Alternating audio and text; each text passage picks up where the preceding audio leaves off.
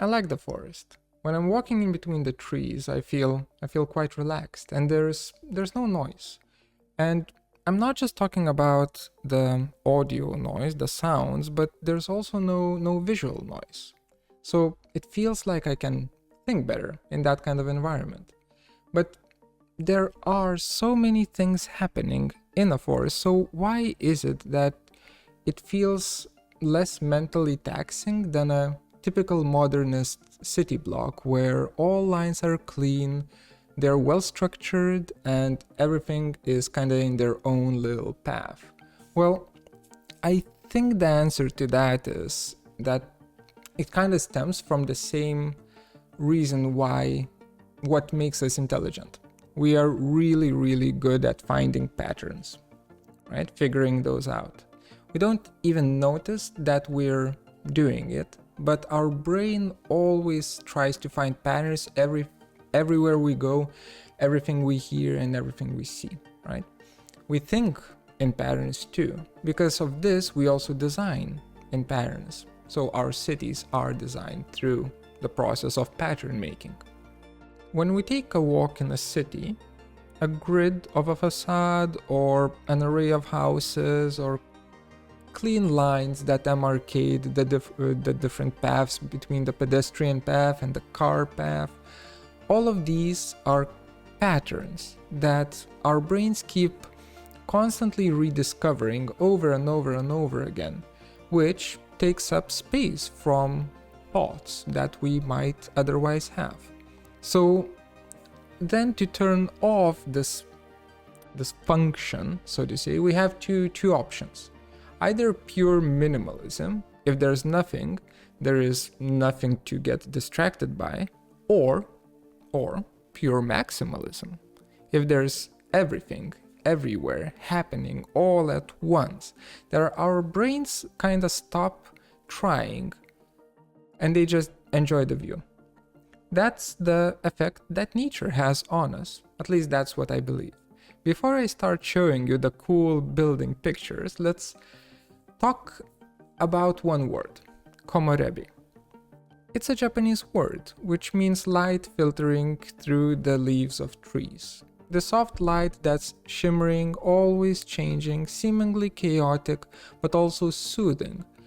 And it's enough for you to feel like you're in a forest, even if you're not. And I assume this is exactly what Jean Nouvel thought as he was designing Abu Dhabi Louvre. Before we jump into the actual cool part, let me just quickly introduce you to the general building information. So the Abu Dhabi Louvre, it was built, I believe, in 2017, and guess where? Yeah, you guessed it, it's in Abu Dhabi. It's a really, really big boy that looks like a village of these 55 white boxes that are just kind of arranged into one kind of assembly, I guess. And they are partially covered by this dome-like hat. And I will talk about the really, really cool hat in just a second. But before that, just a little bit more about the building itself. So in terms of function, it's art and history. So art gallery or art museum together with a historic museum. There's also places for meetings and blah, blah, blah. That's not the point of this video though. What the points are the cool things. And one of the really nice things about it is that it's built on water, right? So it's a really, really nice touch, but with only that, the building wouldn't meet the requirements to fit in the cool buildings that I like list. The reason why it is in the list is because of the cool hat. The dome of the Louvre is designed to kind of allow the natural light to filter through and create this dappled shadow effect on the walls and the floors, kind of like how sunlight shines through leaves. This is where komorebi comes in, right? They achieve this by layering a bunch of different skins on top of each other, just one after another, to start kind of visually breaking apart the initial patterns that each layer of these skins has, right? So you're creating this kind of complexity through layering. And notice how there are no columns. The skins that are used, they are structural, meaning they can carry their own weight and also they can transfer forces through themselves, right? So they're made out of these structural elements. And the curvature of the dome transfers all of the forces uniformly to the outer ring. So the whole thing just works, right, as a one structural shell.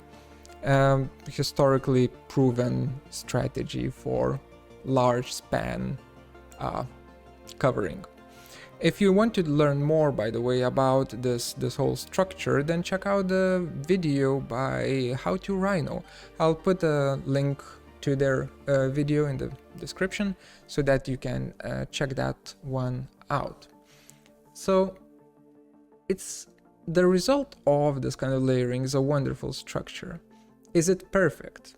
Does it feel like a small village under, this large forest canopy?